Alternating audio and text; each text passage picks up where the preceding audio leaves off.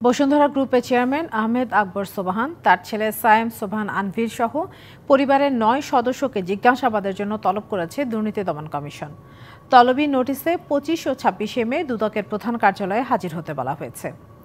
এদিকে তদবির বাণিজ্যের অভিযোগে স্বাস্থ্য উপদেষ্টার সাবেক ২ ব্যক্তিগত কর্মকর্তা সোমবার দুদকের জিজ্ঞাসাবাদে হাজির হওয়ার কথা থাকলেও তারা যাননি।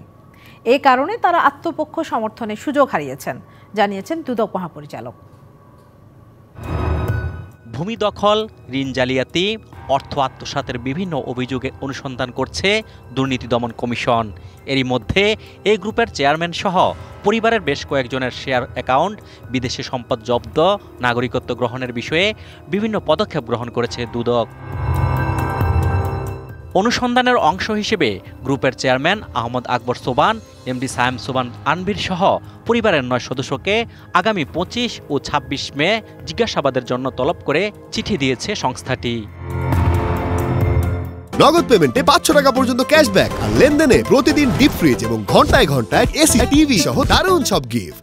এদিকে শত কোটি টাকার তদবির বাণিজ্য সহ স্বাস্থ্য উপদেষ্টা নূরজাহান বেগমের সাবেক ২ ব্যক্তিগত কর্মকর্তা তুহিন ফারাবি ও ডাক্তার মাহমুদুল হাসান মঙ্গলবার দুদকের তলবে হাজির হননি। মহাপরিচালক জানালেন, আত্মপক্ষ সমর্থনের সুযোগ হারিয়েছেন তারা। যে দুজন অভিযোগ সংশ্লিষ্ট ব্যক্তিকে জিজ্ঞাসাবাদের জন্য আজকে নির্ধারিত তারিখ ছিল, তারা কিন্তু আজকে উপস্থিত হন নাই।